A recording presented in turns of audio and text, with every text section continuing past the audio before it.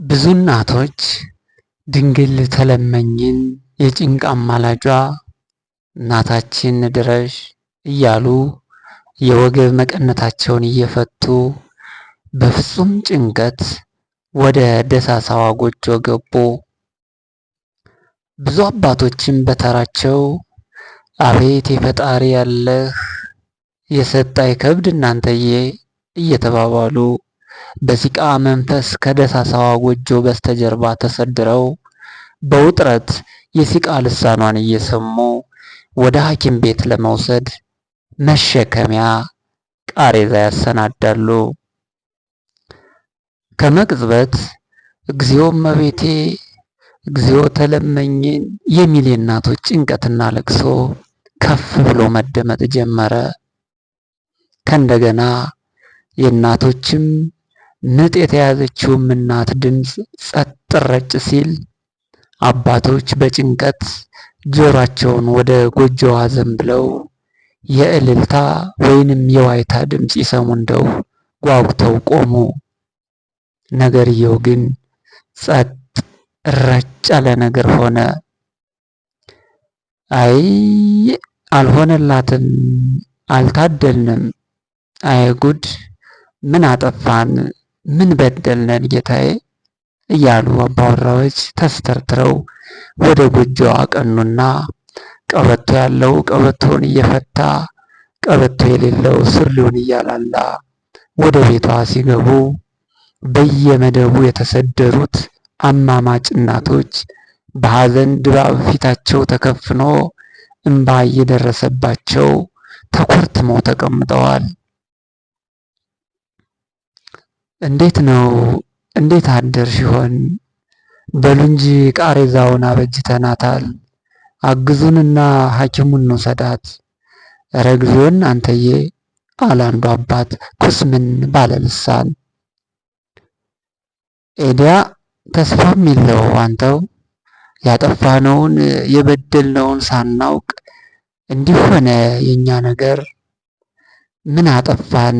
ምን በደልን ይሆን እናንተ?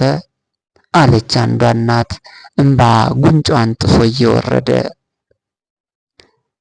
ኧረ የምን ሐዘን መናፈቅ፣ የምን ሞት መጎተት፣ የምን ተስፋ መቁረጥ ነው? ይልቅ ተነሱማ እናግዛቸው፣ ወንዶቹ ይዘዋት ወደ ሐኪሙ ይሄዱ አለችና አንዷ ሴትዮ በተባበረ ክንድ ሊያነሱ ሽተው ግር ብለው ሲነሱ ዋይ የሚል ኩልል ምርር ያለ ድምፅ ተሰማ። በጎጆዋ ውስጥ እልልልልል የሚል ድብልቅልቅ ያለ እልልታ ሆነ።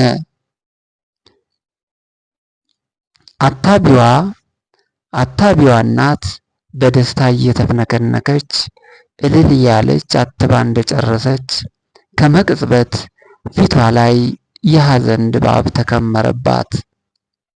እርስ በርሱ እየተሳሳመ ለገንፎው ለቅቤው ወዲያ ወዲህ ሲሯራጥ የነበረው አማማች ሴት ሁሉ በድንጋጤ ፍግም ፍግም ብሎ እርስ በርሱ ይተያይ ጀመር። ጠቀራ ጎጆዋን የመከራ መዓት ተግተልትሎ መጥቶ ሲከመርባት ልትወድቅ ምንም አልቀራት። አይ ወይናችን እናንተ ይህንን ያክል ለፍታ ለፍታ፣ ኧረ እግዚኦ እናንተየ፣ ኧረ ምን ጉድ ነው! ወደ ሐኪሙ እንውሰዳት፣ ደከመች እኮ፣ የምን ፈዞ ደንዝዞ መሞቷን መተባበር ነው። በሉ አግዙኝ አለና አንዱ አባት እንደምንም ተባብረው በቃሬዛ ይዘዋት ወደ ሐኪም ቤት ተጓዙ። ዶክተሮቹ በሚያውቁት ልክና በተሰጣቸው ጸጋ ብርቱ የ2 ቀን ክትትል አደረጉላት። ልጇን ወልዳ እርሷ በደም መፍሰስ የሞት ዓለም ውስጥ ያለችው እናት በሰመመን ሰምጣ አለች አትባል ነገር፣ ሞተች ተሰናበተች የማይሉት ነገር በመካከል ውስጥ በሰመመን ትቃስታለች። አሁን በብዙ ሳትቆይ ሐኪሞቹ በሰጧት የ2 ቀን እንክብካቤ ሞተች፣ አለፈች። ነፍስ ሰጣ ነፍሷን አጣች የተባለችው ያች እናት ከሰመመን ነቃችና ራሷን አወቀች። ልጇንም በፍቅር አቀፈችው። እታለሜ ይህች ናት።